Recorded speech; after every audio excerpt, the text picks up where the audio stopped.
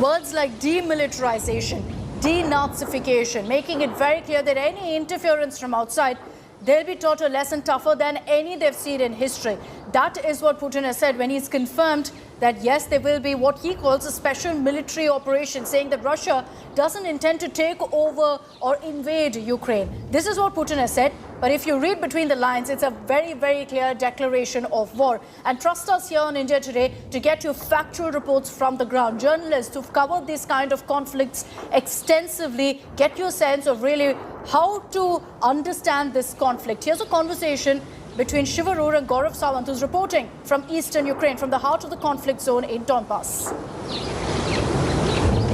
The situation is rapidly deteriorating. It looks like it, because since the time we spoke to Gaurav an hour ago, the number of sounds we're hearing on the ground are much more. Gaurav, you're in the eastern part of Ukraine. We've got a map up where we'll put that map up on our screens so our viewers can tell exactly where Gaurav is reporting from right now, with those shells exploding in the background.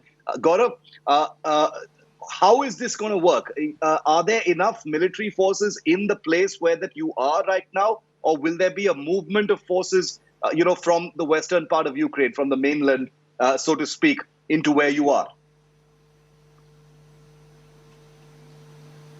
Shiv, majority of the Ukrainian forces have been fighting in this Donbass region since 2014. So their involvement and their engagement here is very intense, and which is where several military analysts here and overseas have been saying that this Donbass region is saturated, given that 30% of that area was with rebels, now an independent People's Republic, 70% with Ukraine. So Ukraine, to retain control of that 70%, has massive deployment. But remember, that massive deployment is to take on separatist forces, maybe backed by Russia, but not directly Russia, in terms of having the kind of military hardware, professionalism, training, tactics adopted by the Russian army directly for a full-scale military operation. So that is where now it remains to be seen that those forces who've been fighting in this region 2014 onwards, are they in a position to withstand? Yes, they can withstand separatists backed by Russia. Can they withstand a direct assault of the Russian forces,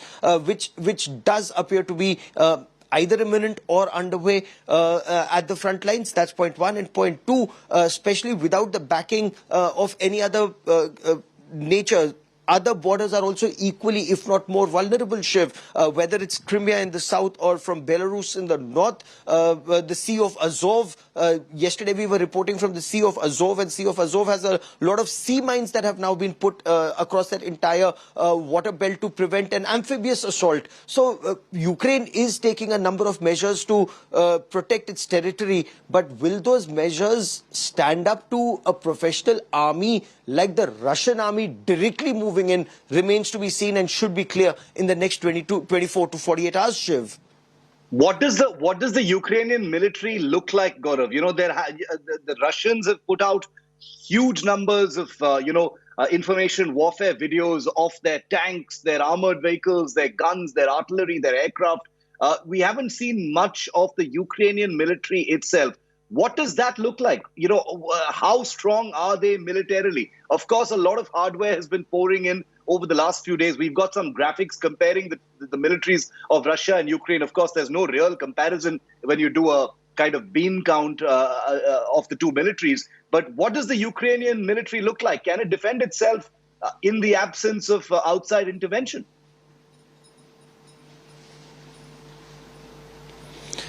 The moment Russia said it's moving in for action, and all talks had failed initially after the Russian President Vladimir Putin's address to the nation, what did President Vladimir Zelensky do on ground? He sought international support, and that is an indication of ground realities here. As you very rightly pointed out, Shiv, there is, if you look at the military balance, it's tipped heavily in Russia's favor, and no two ways about it. While and that's the comparison, Shiv. Since you talk hardware very extensively, T-80 tanks Ukraine, T-90 tanks Russia.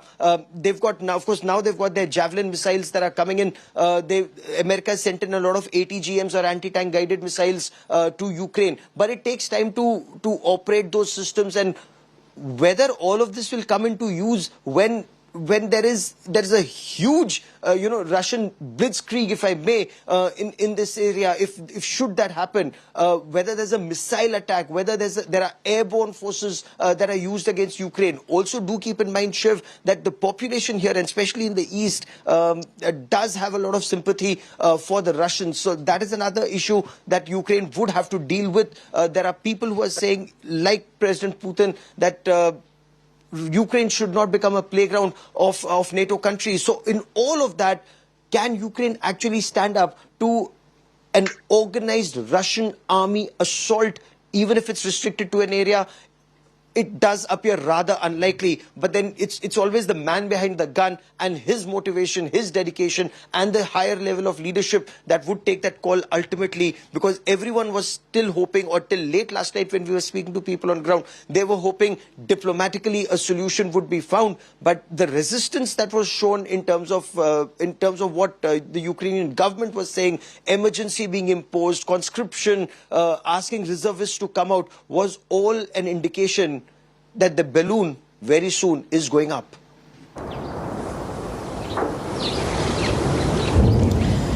And on your screens, you see there the images that are coming in soon after the announcement that was made by Russian President Putin. There are explosions being reported in several parts of Ukraine. This isn't limited now to eastern Ukraine anymore. It's being reported across Ukraine as well. Even in the capital city of Kyiv, there are reports coming in of explosions right now being heard, and terrifying to really see that playing out right now, a form of these kind of explosions.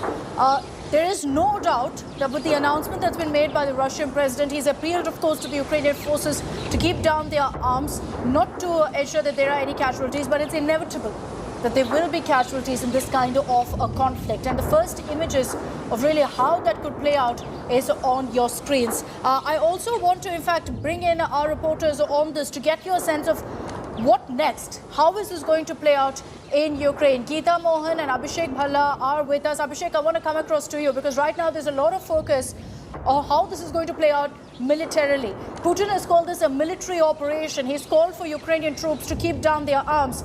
And if it becomes a full-blown conflict, as is expected right now, Ukraine quite simply doesn't stand a chance. Well, Akshita, these recent latest inputs that are coming in of attacks in the hinterland and even in Kyiv, this is extremely disturbing because, this ensures now that, there is a spillover of the conflict. It's not restricted to eastern Ukraine, which we were thinking earlier because Russia had said that, they will be carrying out these strikes in eastern Ukraine.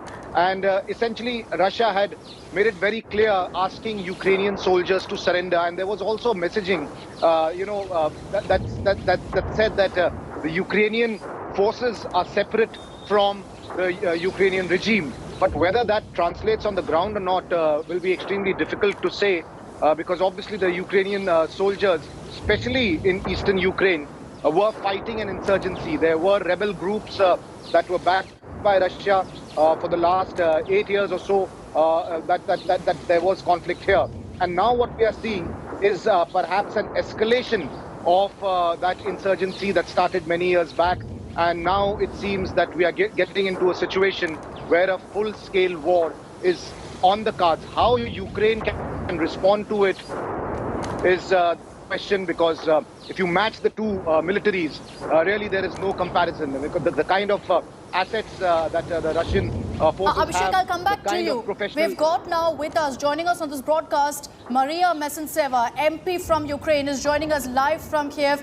Maria, thank you for joining us here on India Today. I hope you're safe. Our prayers are with you and the people of Ukraine at this extremely difficult time. First off, if you could tell us what's really playing out in Ukraine, particularly in Kyiv. Sitting here in India, we're getting in a number of reports of explosions, of blasts being heard in the capital as well. Around 5 a.m. I was awake, just to I'm sorry, but to fulfill my natural needs, let's put it this way. Sure. It was a coincidence that I was awake, because in a couple of minutes we have heard in central Kyiv something which sounded like two blow-ups, massive ones. And then it began again with a repetition in around 20 minutes. The same happened more or less, I cannot say for sure, but from what we are getting from the media, the same happened in the eastern city of almost 2 million people, second largest city in the east of Ukraine, in Kharkiv. What we are seeing from the targets which are being analyzed right now by the military, these are the targets of the military spots. Let's say military airport next to Kharkiv, the airport of the main airport in Kyiv, and a smaller one closer to the center of Kyiv. People are panicking, but we're trying to be in touch and trying to calm everyone a little bit down, because panic never helps anyone. We have already the confirmed information that, from the sources, from the Russian sources, that Putin decided to invade further than the occupied parts of the occupied territories of Lugansk and Donetsk, but we don't see the movements yet. There's bombings or shellings, whatever we call it. Quite recently, there was a statement from the secretary of a speaker of the National Security Council of Ukraine, chaired by the President Zelensky, who will be having surely possibly the change in the status from the emergency, from the state of emergency, which we were talking with you around 8 hours ago from Ukrainian parliament, to the martial law. That would all depend on the decision by the National Security Council of Ukraine, which is about to start shortly. We know that there are no victims yet, and let it be like that. We understand that Putin has crossed the last red line. We are seeing the reactions from the US, from the EU, from the Secretary General of the NATO, Jens Stoltenberg, and we are expecting an immediate reaction, not something, which might come gradually, as it was happening for the last 48 hours. We remain calm. Our colleagues are getting from homes to their working places.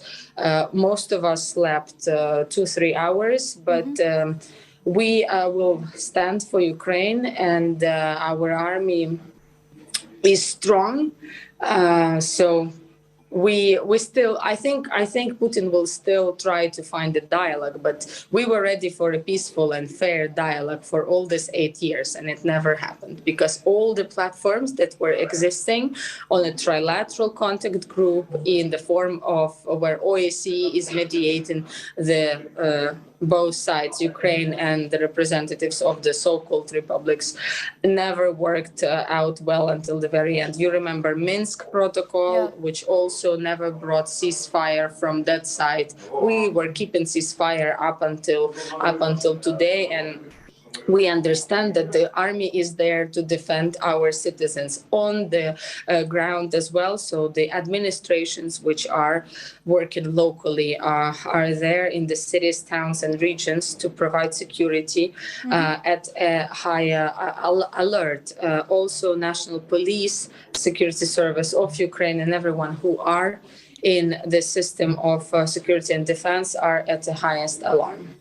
Maria, you sent out a very, very important message asking citizens not to panic, to stay calm. Any advisory from the government? Because I'm sure a lot of locals right now will be trying to leave Ukraine as soon as possible. That is not, I don't think leaving Ukraine, for instance, by planes would be possible, because the airport in Kharkiv, for instance, is blocked. From my information, from the open sources information, both airports in Kyiv are blocked. So I don't think the core wish of Ukrainians would be leaving the country, maybe transferring from one region to another at most, because some have small kids, some have elderly relatives, even animals. That is Well, that is that would be a massive movement, and I am receiving with this regard already some news that the I'm sorry, the petrol stations, for instance, in Kharkiv have a queue for like an hour or two to get the petrol because the cars have to be with full gasoline.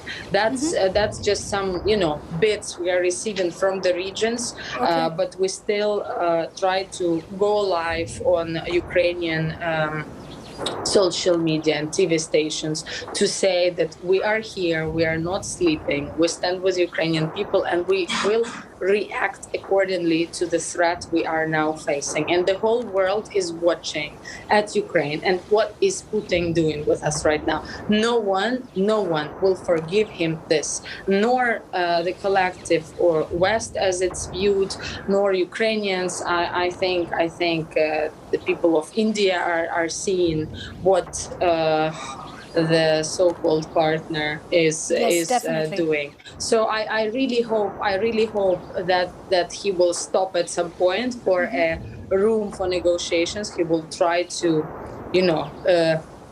reach out to the government, because we did reach out to him.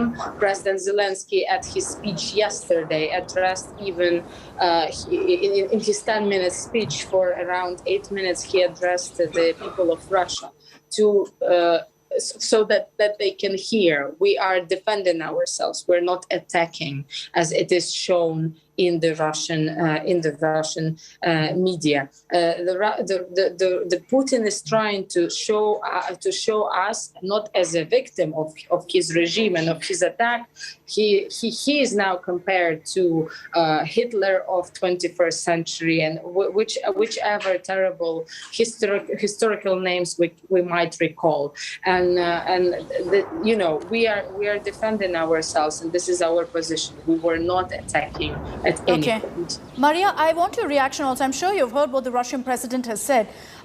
He's also appealed to Ukrainian forces to lay down their arms to ensure minimum casualties. Is that something that the government, the administration would consider?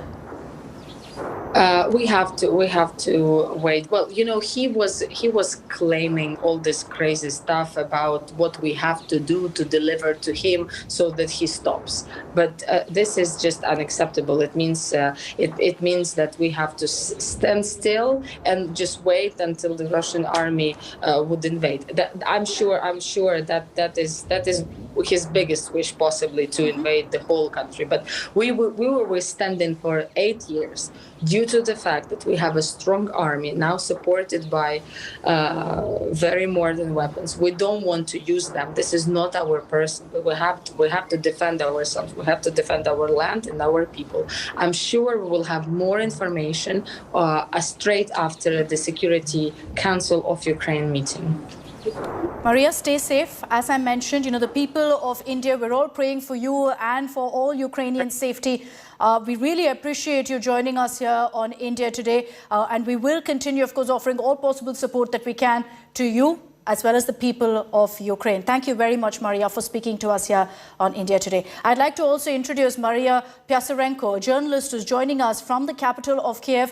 Maria, just tell us what's really happening around you, because there are a number of reports coming in that there are explosions being heard in the capital city as well. Is that true? Yeah, right. Everybody, it seems to me, woke up to these explosions. Today they started at about 5 o'clock Kyiv time, so it's kind of 2 hours ago. No.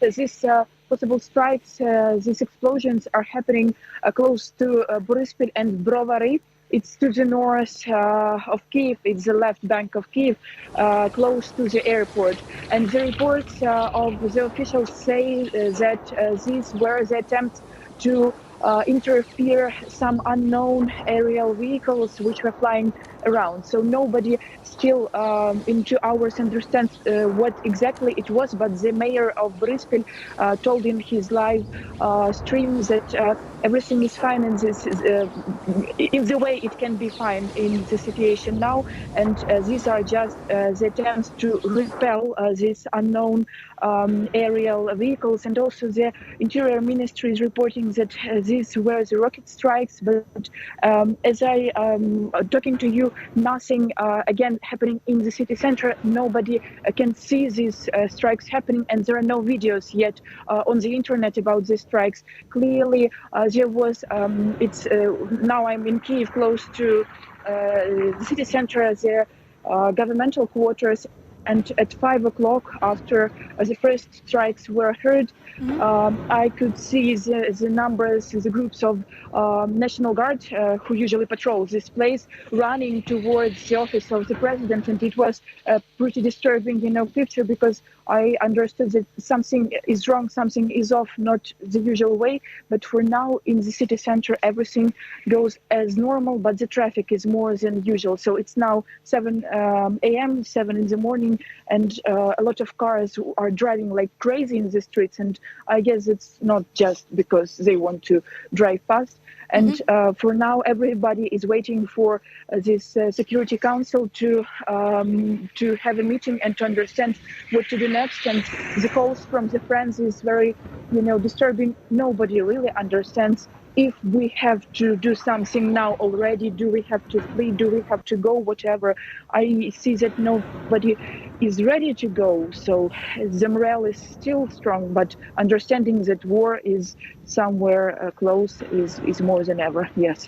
Maria, stay safe out there, and we really appreciate you getting us that report. Can I just request you, Maria, to turn your camera around and show us the streets of Kyiv? You're telling us there's a lot of traffic on the roads. If you could show us what's happening around you.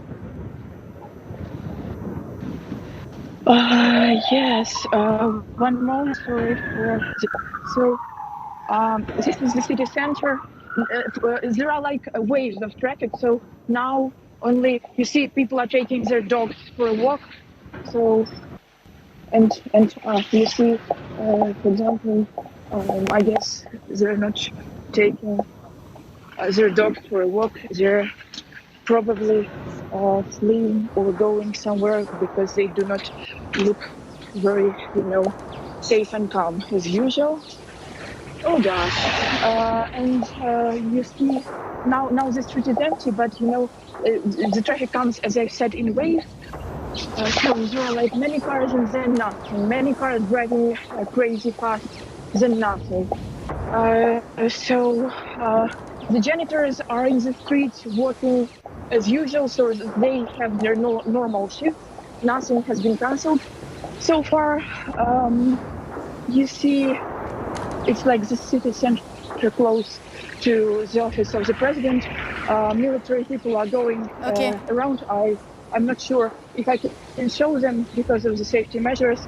Sure. Maybe from far behind, I could show them, because yesterday there was the state of emergency was declared, and this is close to office of the president. So I guess they're patrolling the state, so you can see in the direction they are standing. So I guess it's not a good idea. Yeah, Maria Piasarenko, they're reporting for us from Kyiv. Maria, request you to stay on with us. I just want to quickly get in Ukrainian MP Maria Lonova, who's joining us on this broadcast. Maria, thank you for speaking to us here on India Today. I hope you're safe. Our prayers are with you and the people of Ukraine.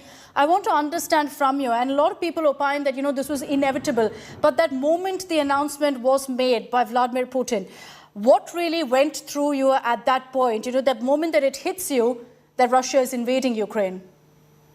Thank you for your support. And of course, Putin has invaded in 2014, and we were calling for the whole world to stop him in 2014. But unfortunately, our friends didn't believe that he could go further. And as you know, he recognized so-called Donetsk and Lugansk Republic. But we were calling that he would like to have the whole Ukraine. So of course he is a murderer, and he has lied as usual. That is why we have all these rocket attacks in more than 10 cities. We have aviation. So that is why he invaded the whole territory of Ukraine. And that is why we call for and we address to all people that now it is really a very big war after Second World War. So old democratic countries, they have to stop him. That is why we call, of course, UN Security Council. The president has called UN Security Council. Also, that the plenary will be. We think that now also we need support to stop Putin as soon as all the leaders can, because of course Ukrainians will be fighting and are fighting, and we still do not know how many victims are already killed and injured people, but they are attacking us from different sides, from south, from the sea, from east and from north. So that is why we just ask you, please, to call also other countries, EU, Brits, Americans, Canada, Japan, China. I mean, all leaders has to stop Putin to kill Ukrainians.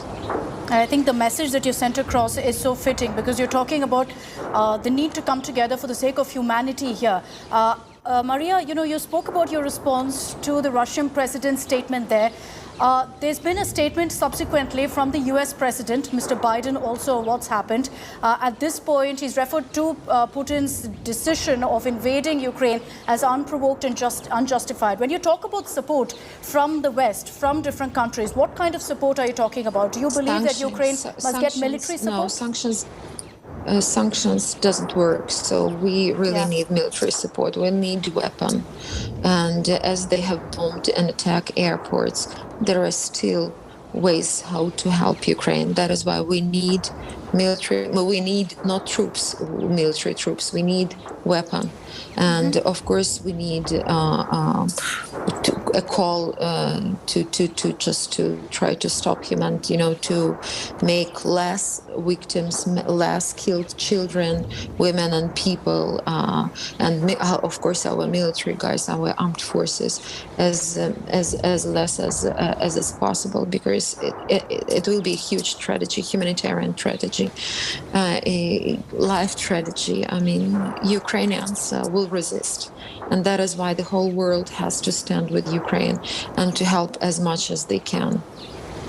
Now it's an exam, for adequate reaction to aggressor. Maria, the Russian president also put out an appeal to Ukrainian troops saying, lay down your arms and we'll ensure minimum casualties. Is that something that would happen? Will Ukrainian troops then will the Ukrainian administration discuss that possibility?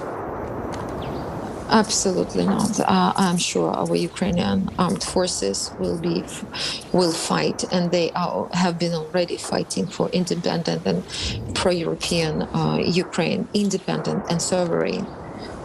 The Soviet Empire has been over 30 years ago, and Putin has to understand it. We don't want to fight with Russian people. We don't want to kill Russian people. We would like just to live by ourselves with our rule of law, with our freedom of word, with our human rights, with our, to build a transparent, democratic country. Okay, and this is a message I'm sure the world is listening to. Maria, thank you for joining us. Again, our prayers are with you and the whole of Ukraine for your safety. Let's hope, for the sake of humanity, that this conflict doesn't go any further. Here on India Today, we're getting you voices from the ground, from Kyiv, of Ukrainians desperate for help. They're saying that the United States has a responsibility here to offer us all the help they can. And not just sanctions, but to offer military support to ensure that Ukraine can actually put up a fight against Russia. Now, with things escalating the way they are in Ukraine, multiple reports coming in of explosions, of blasts, of the Russian invasion already beginning across Ukraine. This is not limited to eastern Ukraine anymore.